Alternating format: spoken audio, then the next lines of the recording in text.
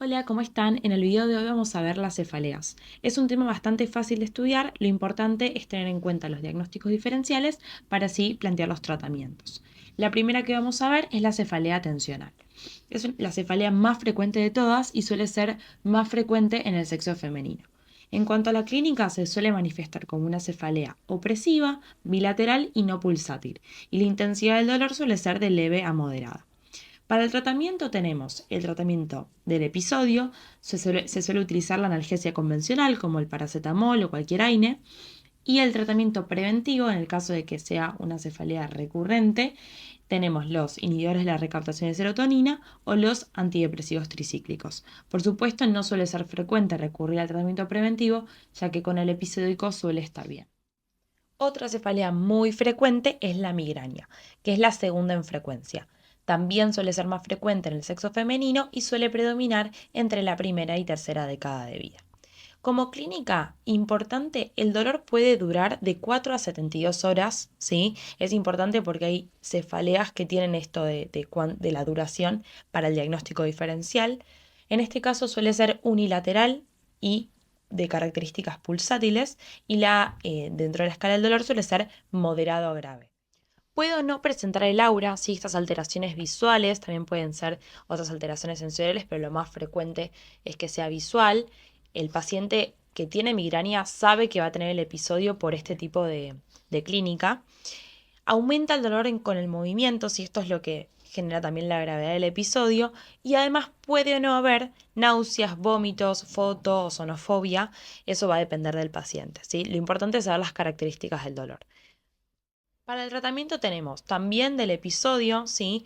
Puede ser con AINES inicialmente o también se le pueden dar en casos más graves los triptanes orgotónicos y en el preventivo, o sea, cuando sea el tratamiento preventivo, cuando es un dolor incapacitante, se lo considera que cuando se presentan más de 4 episodios al mes y el tratamiento preventivo debe durar de entre 6 y 12 meses, ¿sí?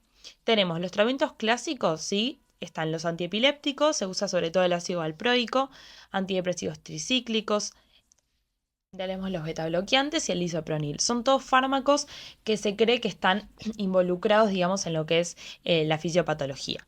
Después tenemos tratamientos locales. Está la toxina botulínica, que se suele utilizar sobre todo en el embarazo. Y como tratamientos nuevos, tenemos anticuerpos monoclonales, ¿sí? Contra el antipéptido relacionado contra el gen de la calcitonina o contra su receptor también, ¿sí? También se cree que están relacionados en la fisiopatología de la migraña. Como tercera cefalea tenemos la cefalea en racimos, que también se le dice en Clausters, histamínica o de Horton. Algo importante es que en este caso predomina el sexo masculino y suele presentarse entre la segunda y quinta década de vida. En cuanto a la clínica, hablamos de la duración, que era importante para el diagnóstico diferencial.